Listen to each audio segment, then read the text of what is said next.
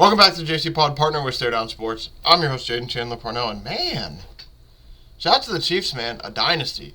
First dynasty since the Patriots did their thing in, what was that? I don't even remember how long it's been since the Patriots went back-to-back, but first team to go back-to-back since the Patriots did, like 04, 05, something like that. I truly cannot remember. It's been a damn while since the team went back-to-back. I think almost close to 20 years. Shout out to the Chiefs, man, winning 25-22. We're going to for sure talk about that game. Today's going to be, as you see, a new background, man. We're looking ahead. Today's going to be very simple. Talk a little about the Super Bowl, my reaction to it, how I thought everything went, how some of the betting went and everything. And then pretty much we'll talk about a little bit of NFL news, kind of just go over like some big headlines going into to March, April, I guess. And then the big thing we're going to end with is March Madness, man. It's that time of season. Hopefully I'm going to talk to my boy this week. Hopefully get my boy back on to let us know, like, hey, it's been, 3-4 weeks since we had my boy Rowan on. I think it's time to let him tell us what's going on, you know. But yeah, we'll have to see. And like I said, I still need to hit him up, see what's going on. But yeah, without any further ado, it's going to be pretty simple today. We're just going to react to Super Bowl, go over some quick NFL news, and then we're going to talk a little bit about March Madness and the look ahead, some teams I like, what I've seen so far. I mean, Kansas got absolutely destroyed last night, so there's only a few teams now that I've noticed so far that put together a good enough resume where it's like, yeah, I could see them maybe not getting blown out, but there's a few teams, man. I'm not going to lie. You're watching them play. It's like, man, I don't know if you're getting out of opening week. But yeah, we'll start off with the Super Bowl, like I said. Start off, man. The Super Bowl started off kind of slow. Very slow start to the game. You could tell that both teams were kind of nervous a little bit. The 49ers pretty much fumble very first possession. They were driving, too. They fumble first possession. Then you go, I don't even remember what the Chiefs did. I don't think the Chiefs did much of anything. I think they kind of drove down, did something. I can't remember if they even scored. Yeah, we had no scoring in the first quarter. First, that's what I thought. First quarter was kind of just a back and forth affair where they were just trying to find trying to battle for field position by each team. Yeesh, that was rough to get out. But no, pretty much they were battling for field position the whole first quarter. If you look at the drives, like some drives were, for example, this drive started the game 4 plays for the Niners to get all down the field, have something happen, and they fumble. Like I said, McCaffrey fumbles, recovered by George Karlaftis. Chiefs, and they get the ball, go 3 and out, go backwards 3 yards. 49ers get the ball. They kind of go backwards a little bit, but they at least keep the drive a little bit more open. They go 5 plays. Then Chiefs go 4 plays. Then you go to the second quarter. Second quarter is about when the action starts to pick up slightly bit. So first quarter is just a lot of back and forth. Teams just trying to get settled into the game. Moody starts off the game in the second quarter. 55-yard field goal to set Super Bowl record. Shout out to Moody. Like, hey, Moody just bombed that thing. And then later on, the Chiefs still kind of aren't doing anything. They're still really, really slow. It's like, man, are the Chiefs going to wake up?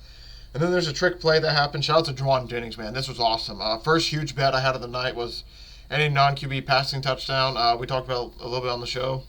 I didn't have McCaffrey first touchdown, but I had McCaffrey anytime touchdown. I also had I think the first touchdown to be over the number of 19.5. So, yeah, I think I made pretty much like it was close to like $400 in that one play. I was like, oh, okay, that is actually awesome. So all of a sudden now the Chiefs are down 10-0, and you're sitting there, it's like, man, might be time to jump on the Chiefs money line a little bit, right?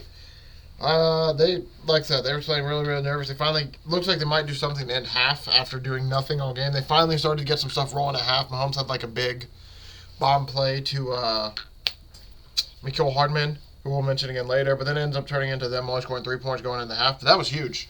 They were finally able to get some points going to half, so half goes 13 to 3, which is funny now because in 3 straight Super Bowls, Mahomes has been down 10 at halftime, 10 plus at halftime. I think it's been every single Super Bowl, and he's won 3 of them, which is wild to think about. Moving forward, then they get the ball to half. Harrison Butker says, you know what, Moody? Screw your record. I want a record too. Kicks a 57-yarder that just barely gets in. I mean, that thing was a bomb.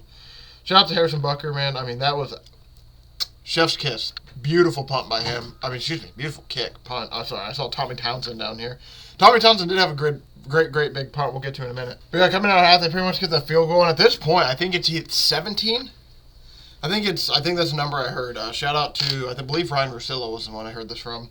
17 straight drives where the Chiefs haven't scored a touchdown. In the playoffs. 17 straight drives. Mahomes didn't score a touchdown. So then the Chiefs end up giving the ball back to 49ers. 49ers had the punt. And then the Chiefs had the punt. The Chiefs were to the point where they didn't do anything again. They were in danger of, like, man, are they going to get back in this game? They just can't seem to score. And then it happens. They kick the ball. By this point, too, by the way, Pacheco fumbled in the end zone. I forgot to mention that. Or didn't fumble. He fumbled, like, at the 10-yard line. So the Chiefs just should have scored a touchdown, like, almost 2 or 3 times this game. They just weren't able to. It's like, man, are they ever going to? And then, sure enough, Tommy Townsend, speaking of the guy with the beautiful locks and the massive leg, hits an absolute nuke, goes down the field, hits a 49er in the leg. I remember watching live, I'm like, whoa, why is he trying to field that? And then he misses it, and of course the Chiefs jump on it. It's like, oh my God. And then you watch the replay, it's like, oh, it did hit the guy's leg. So this is one of those situations, like, and I didn't even mention it either, Greenlaw, the freaky injury with Greenlaw. That was wild. Dude's pretty much, it makes you wonder if his Achilles was going to go, like, in a few plays. If you watch Greenlaw, he kind of pumps himself up, do some calf raises, starts to run on the field, come back.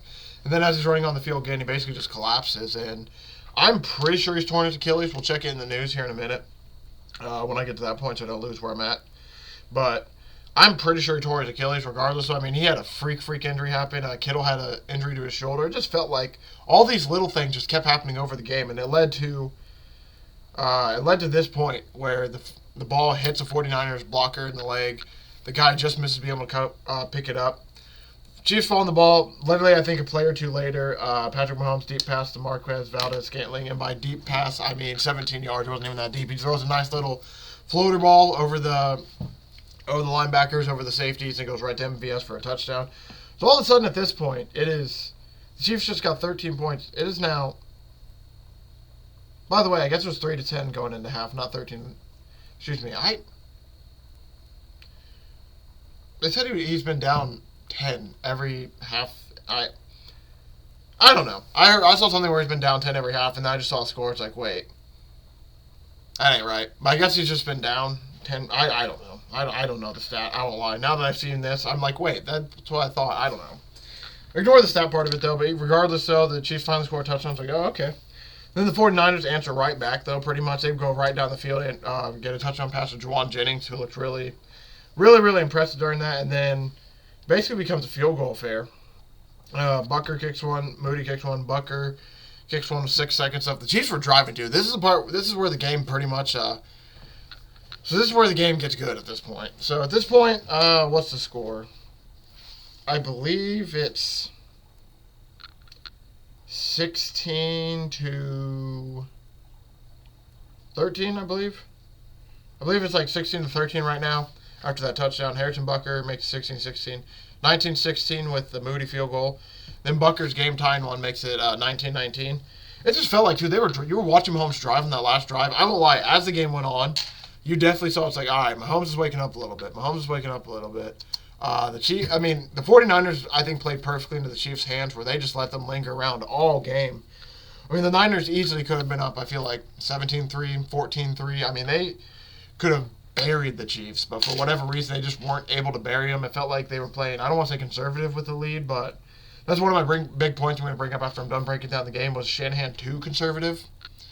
I feel like there's some situations where some play calls, especially in the game. I thought ending the game, 3rd and 4, shout out to McDuffie.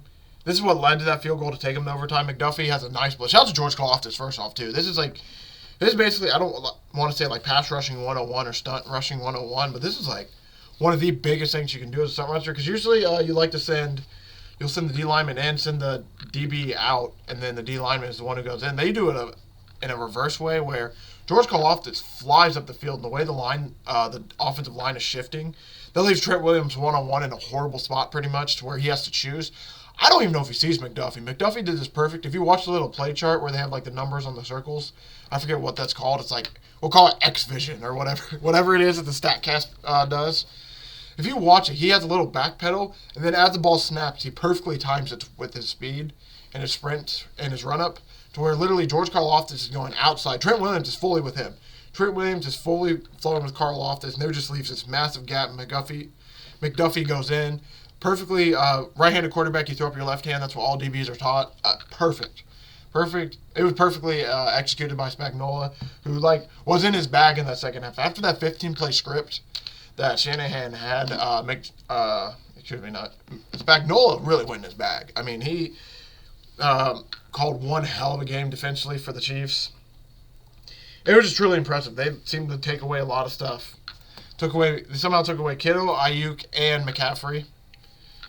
And those were like the three. I mean, obviously I know Debo's a big playmaker, but going into the game, you're worried about Ayuk and his deep threats, McCaffrey and his explosiveness and everything, and then George Kittle being the X factor. Like Debo, you know Debo's going to be great. Debo's going to be good regardless. You aren't worried about him.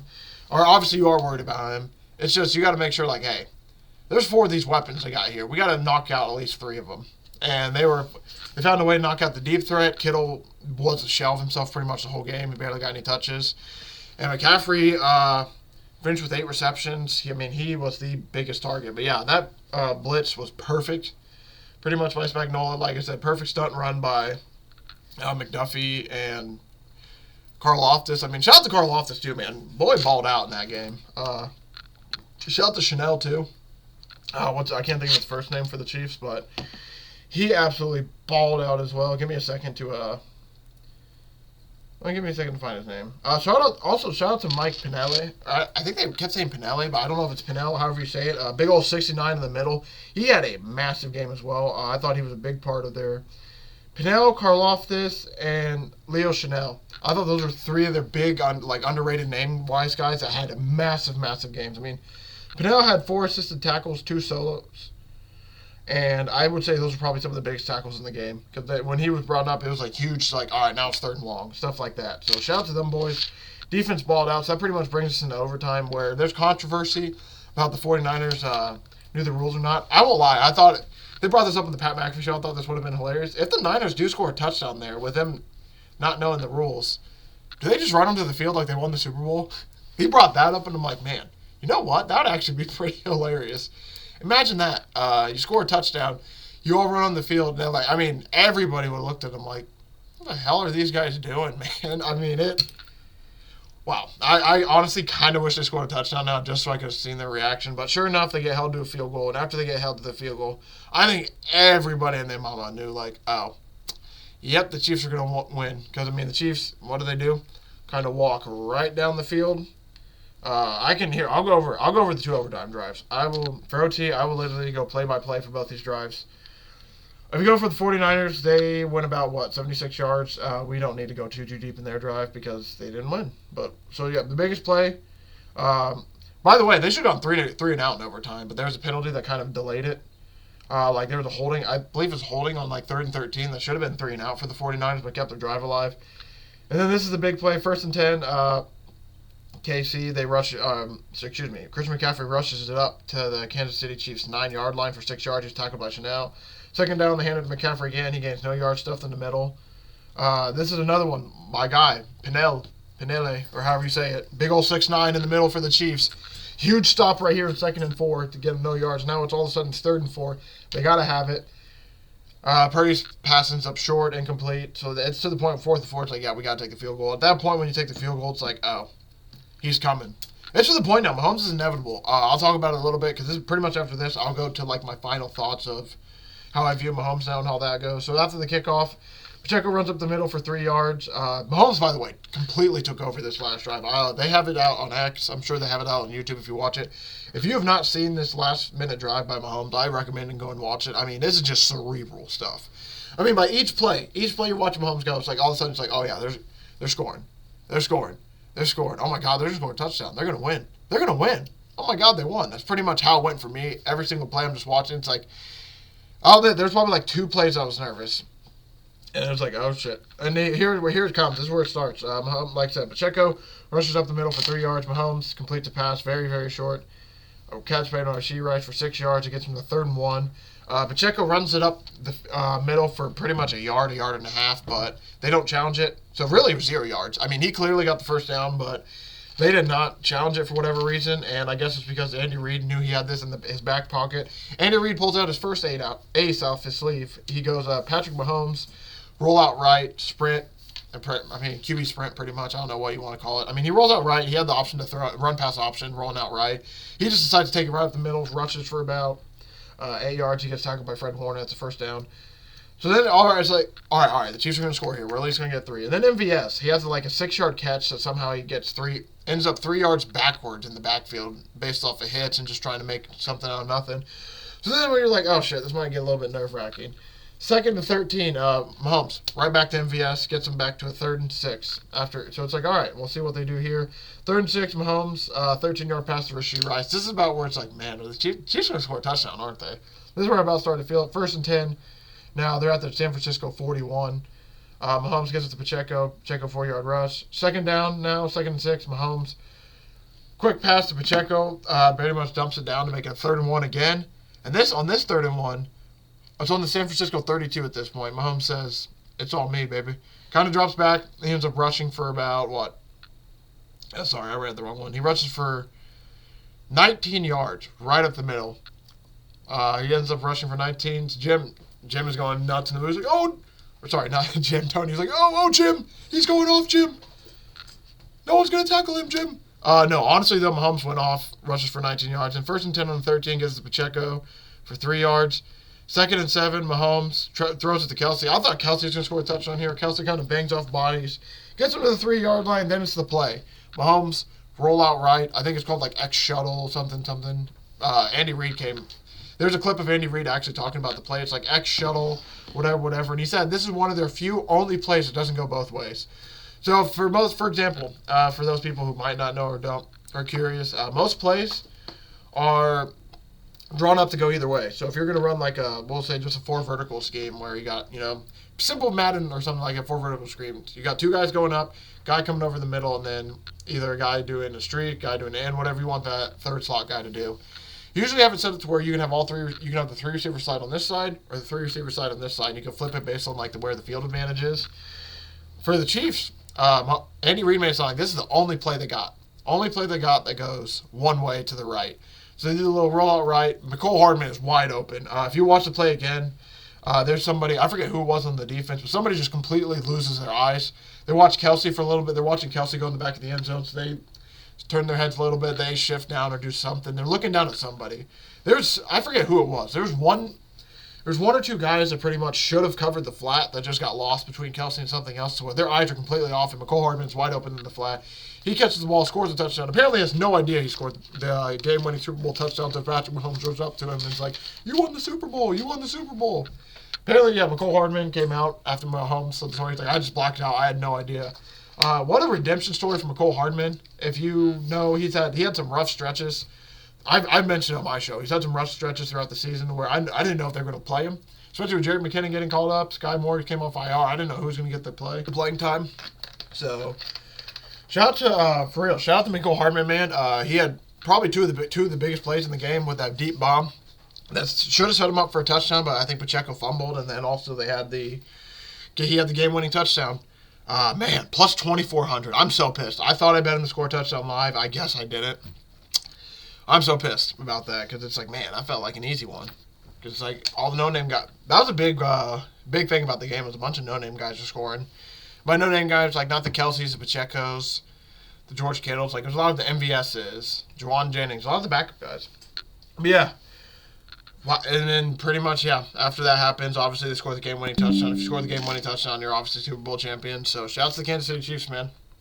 Your Kansas City Chiefs are Super Bowl champions. Super Bowl 58 champions. First team to, like I said, go back-to-back since the Patriots. Crazy, man. It's truly crazy. Shout out to them, man. They're officially, in my eyes, they're a dynasty. Bill Simmons brought it up in his podcast. I was like, there's levels to dynasties and all that. And him being a Patriots fan, I get that. That's why I kind of was like, all right. That's kind of the Patriots fan, and you saying there's levels to the dynasties, which it really is. But he said, he's like, I want to see them win another one or something like that to be a dynasty. It's like, I don't think I agree with that. 3 and 4 years. Mahomes has been in the league for what, 6 years? Been to Super Bowl 5 of them. Or sorry, 4 of them. 4 and 6 years since he started. That's pretty good, man. So yeah, in my eyes, I think the Chiefs are officially a dynasty now. It's going to be interesting to see if they can make the 3-peat happen. A lot of the guys are coming back. And I'm not going to lie to you. I will give out. I'm going to have to change my rules around for this. So this is something I'm going to go into now. The breakdown's pretty much done. I'll go into some of my final thoughts of the game. You can't ever bet against Mahomes. I went 4-0 in the playoffs and betting with them, and it's just because I betted with the Chiefs. Took the Chiefs against the Dolphins. That one was easy. Took the Chiefs against the Bills. That one was I'll admit, that one was a little bit easier as well, just because I'm like, I wasn't a big Bills guy. I didn't know if the Bills were going to be able to do it. The Ravens one, I'll admit, was a little bit tougher. But I was like, man, I have to take Mahomes, even though I think I did have Ravens +3 at some point. I mean, Ravens or something like that. I did have for sure Mahomes and the Chiefs +3 in that game, but that was the first one where I'm like, maybe the Ravens win. And then, yeah, Super Bowl, obviously I had the Chiefs the whole way. You can see from the hat. You can see from what I've talked about. It's one of the things. Mahomes is inevitable now. He wins MVP, obviously, as well after his amazing performance. I mean, if you just look at what he's done, man. It's insane. Like, if you look at it, for him being only 28 years old, what he's doing is crazy. He already has more he does have more Super Bowl wins than Peyton Manning, but he already has more playoff wins than Peyton Manning. He's 28 years old, man. This guy, yeah, when we talk about this guy, he is for sure in his own realm now. Like, it's Patrick Mahomes up here, and then we got Josh Allen, Lamar Jackson, Anthony Richardson, all those guys. You know what I mean. My boy Anthony Richardson. I hope Anthony Richardson comes back and is good, by the way. Would be amazing. But, yeah, it's going to be sad, man. We got a long way away. We got like 207 days or some shit like that. It's going to be a long time, man. But yeah, so with some things going into the next season that I'm going to look forward to. Mahomes, can't bet against him. He's the guy.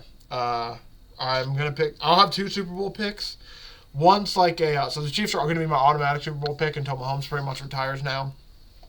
I will for sure always be taking him. But then I'll also take if Mahomes happens to finally get beat, who could win the Super Bowl? That's going to have to become its own thing because, yeah, Mahomes, like I said, is just inevitable. When it comes to the game, Shanahan, I thought he was conservative in some spots. I just don't. I don't want to harp on him too much because, I mean, I feel they didn't play too horrible a game. I just felt like there's some spots where it's like, man, I don't know, bro. I feel like you're playing a little too conservative here. I feel like you're, like, for example, I got talked to you about the third down play where they end up not getting it. They end up kicking a field goal in overtime. Like I said, I can't. There's some plays I just can't fault him for, but playing for a field goal in regulation as well instead of playing to win. There's a lot of situations where I was just watching Shanahan. It's like, man, is he just being a little bit too conservative in this game? But the big thing that falls him now is obviously he's had all these leads in these Super Bowls and they just can't keep them. So that's gonna be the biggest thing that falls him. I mean, this was a defining game. I'll end it with this. Nate Burleson said something awesome. He's right before they went to the Super Bowl. He's like, Brock Purdy.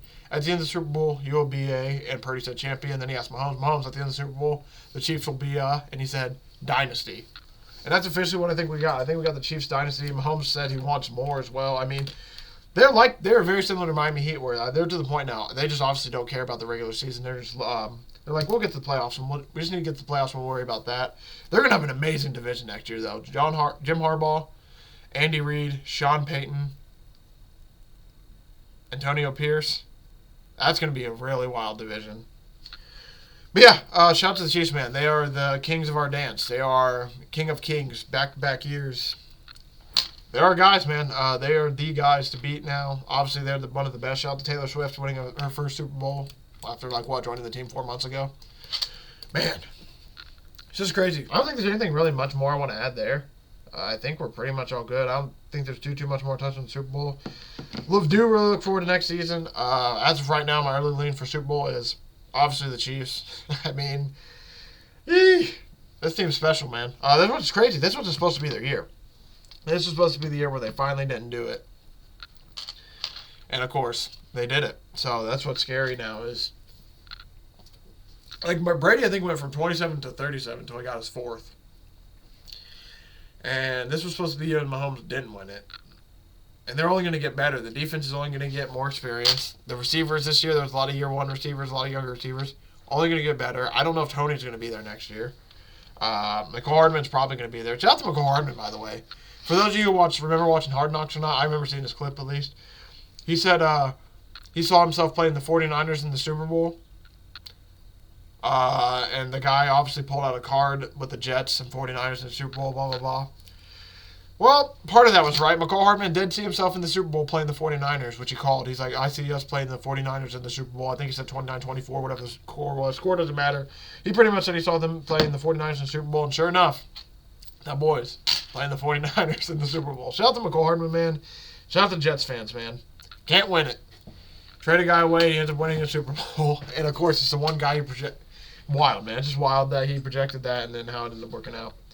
All right, so we're going to move into some NFL news real quick here to talk about. NFL's most watched telecast ever, by the way. Shout out to them. They did huge numbers. Last I saw was at least 120 mil.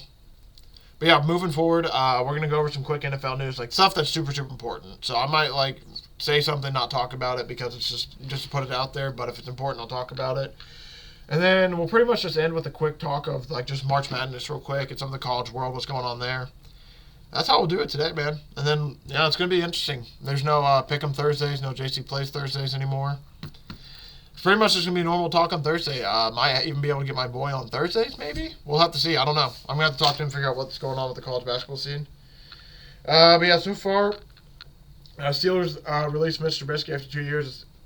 That pretty much is telling you, like, they might be going for a veteran quarterback. The rumor is Ryan Tannehill. Justin Fields would be another one they might be going for. Mike Zimmer is the DC of the Cowboys. He coached there before. Now he came back. There's a rumor Rex Ryan might take it, but he did not. Kyle Shanahan said we'll be back next year strong. Man, it just sucks. It felt like this was one of the years for the 49ers. I'm not going to lie. That's the only thing. Kelsey's going to return for sure in 2024. He said he wants that repeat. Mahomes, third title is only the start of the Chiefs dynasty, which is crazy. Man, it's crazy. 3 and 4 years. Yeah, so Greenlaw did tear his Achilles. It's official. I did think that was it.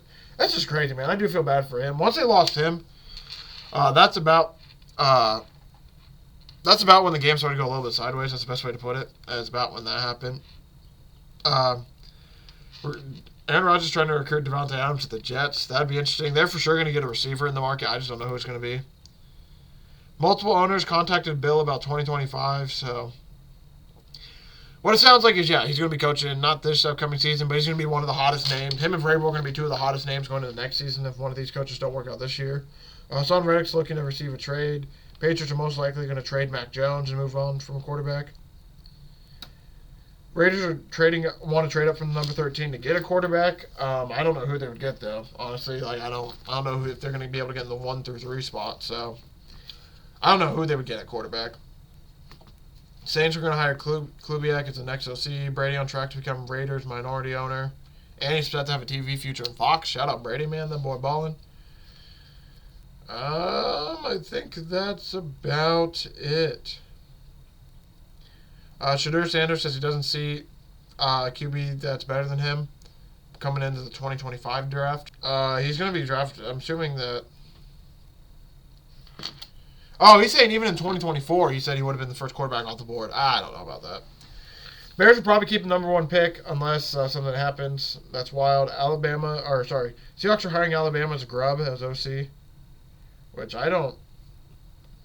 Oh, so he was Alabama's offensive coordinator. So he's just going to the Seahawks now. So I'm assuming he'll have a similar role in helping. I think he replaces Shane Waldron.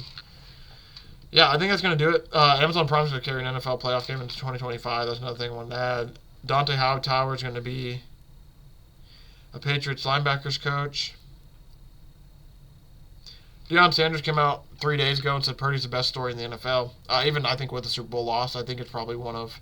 He said in 2 decades he's the best story. I probably agree with it. I think that, from Mr. Irrelevant to back-to-back NFC Championship games and a Super Bowl, you can't ask for much more. Chargers are targeting Navarro Bowman as a linebacker coach. That'd be awesome. And yeah, that's going to do it. Moving on to, the NFL's going to have a regular season game in Spain now in 2025. They're playing a game in Brazil. Wink Martindale is going to be the new DC of Michigan now. Like I said, NFL's taking over. They're just playing everywhere now. And shout out to Wink Martindale getting a deal to play for Michigan. That's going to be very interesting. Lamar wins MVP, by the way. Joe Flacco, comeback player of the year. We talked about some of the McCaffrey's offensive player of the year, and I think we talked about some of the Hall of Fame people. So yeah, without any further ado, we're going to talk about a little bit of college basketball. We could talk some NBA, but we're going to I'll save NBA talk and all that for at least until after All-Star break and all that, because I believe that's in like a week or two. But when it comes to the NCAA men's, by the way, NFL for betting and all that, going over the NFL season, we'll save that for maybe like a week or two from now. We'll pretty much just dedicate a whole episode to like the betting journey that we went on this football season, followed me and all that. We'll save that for like kind of a summer episode to just put it in there. But yeah, shout out to Indiana State, man. Their first time being ranked since I think 1971. Them boys are balling, man. I think they're like 22-3 or something like that. Absolutely going off. Insane record. Marquette plays Butler today. That's going to be a fun one. But yeah, if you look at some of the standings, Purdue and number 1 in the Big Ten. I forgot they do a dumb way to scroll it. I'm not going to be able to. Yeah, I'm not going to be able to look through all. I'll try to look through some of these. It's going to be annoying to look through all these, but because of the way they have Richmond's the leader of the A10. Dayton's right behind them, pretty much like about a half a game behind. When it comes to ACC, it's North Carolina in first place. Duke and Virginia right at their tails.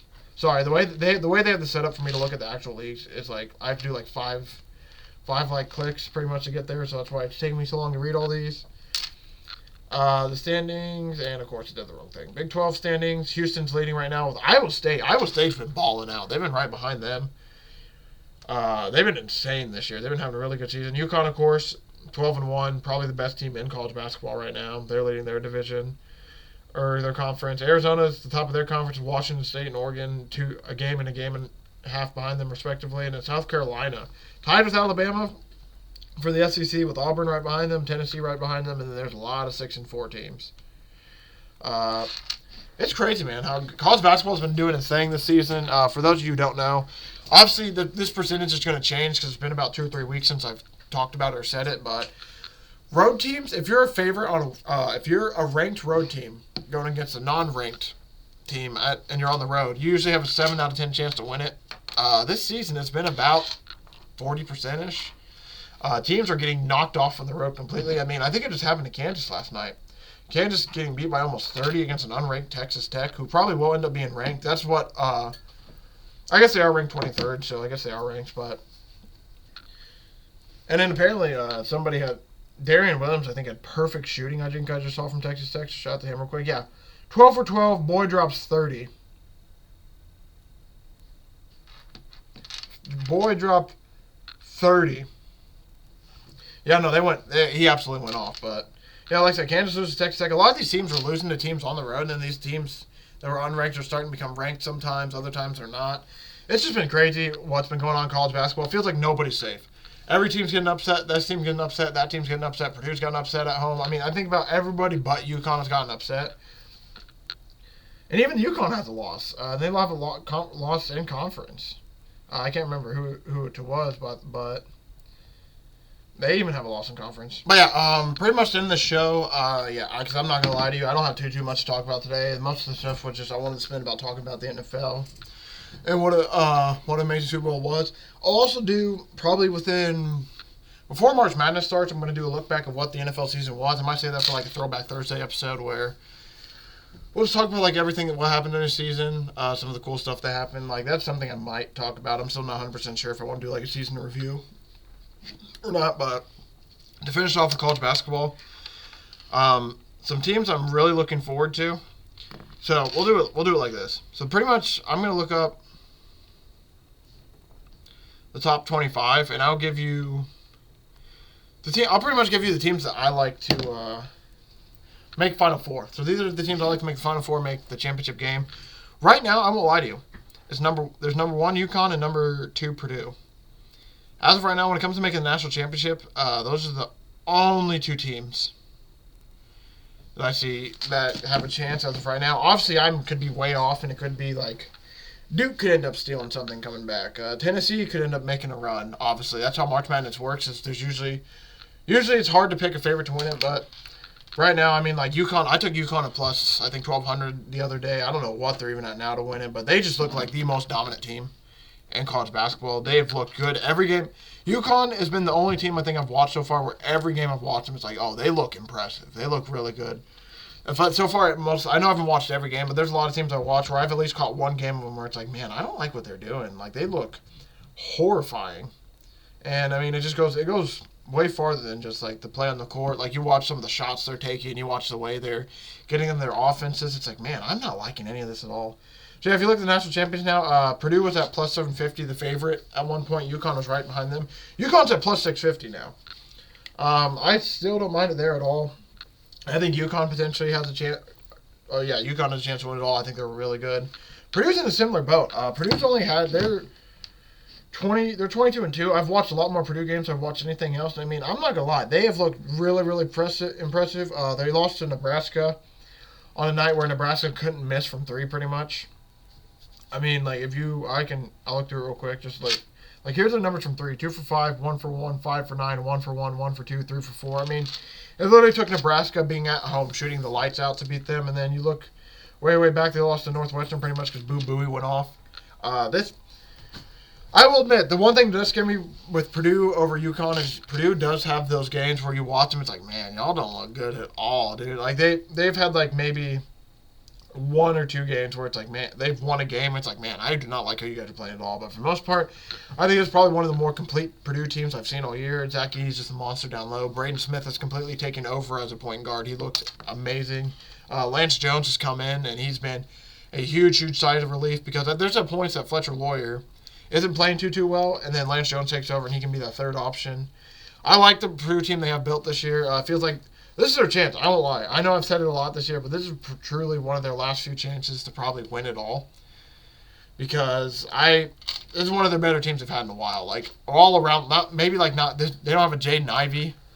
Like, they don't have an amazing guard like Jaden Ivey, Carson Edwards. Like, they don't have a big guard like that, but they got a big man down low, Zach Edey, who's just been dominant. He even hit a 3 the other night. He is truly impressed me with how he's playing this game. I'm very excited to watch this Purdue team. I think they have a chance. And then you look at teams like Houston, they're 21-3, not horrible. Marquette's had some shaky games. Arizona's had shaky games. Like Kansas just lost by 30 last night. I don't know if I want to take them. Shout out to Duke, by the way, and that boy Mark. Oh, what's his name? I'm gonna wait to hold it. The dude, my boy Mark from. Sorry, I'm trying to find his name. Damn it. Oh, what's his name? Mark something. I owe that boy. A McDonald's cheeseburger or something. Mark Mitchell, man, dunks the ball with like 15 seconds left on a meaningless dunk, and that ends up being the cover for Duke in that game. So shout out to them. But yeah, there's a lot of games. Like for example, on the road, Kansas was 79-50. 79-50 to Texas Tech. It's like, oh man, I don't know if I want to take them. And then Duke was hanging in a game with Wake Forest all game, and they looked horrible. They're missing a lot of threes. It's like, man, this is another team. Y'all probably lose. I watched Duke basically play right into what Wake Forest was doing. So there's just an example of that. There's a lot of teams that I've watched them. It's like, man, I do not like what they put together. But the 2 teams I like the most of what they put together is Purdue and UConn, which is not surprising. There's a reason they're 1-2. But those are the 2 teams I have so far to win it all. I have a small ticket on Florida Atlantic to win the Final Four, or to make it to the Final Four, which I think they could potentially do. They've been a huge second half team as of late where they go down and then they come back early. But for the most part, I'm not going to lie to you. I'm not going to act like I know everything in the college basketball world. I'm going to talk to my guy, Rowan, hopefully get him on to help us out a little bit. Because I'm starting to fully, I would say, lock in on it some. I've obviously been keeping up the last 2 or 3 weeks as the NFL playoffs have been going on because this isn't me flexing or anything, but this is just how I view it. I've watched a lot of NFL football this season. I pretty much watched every game. I watched every game this whole season. So it got to the point in the playoffs, it's like, all right, I don't need to do as much research, which, knock on wood, shout out, I ended up doing even well with the lighter amount of research I did. I was sitting there, it's like, I don't need to do too much research. I've watched these teams, all these teams that are in. I kind of got a feel for them, so I could focus more on college basketball. And now it's starting to get to that point where it's like, all right, let's focus on college basketball some more. So hopefully by the time we reach March Madness, I can get into that feel aspect where it's like, I don't have to spend 3 hours, deep diving Marquette, figuring out, all right, if they get fouled, are they going to make free throws at the end of the game? I don't have to do stuff like that because I've been able to get an eye on. That's my goal, basically. Get an eye on most of these teams, be able to watch them, especially on the road. I like watching these.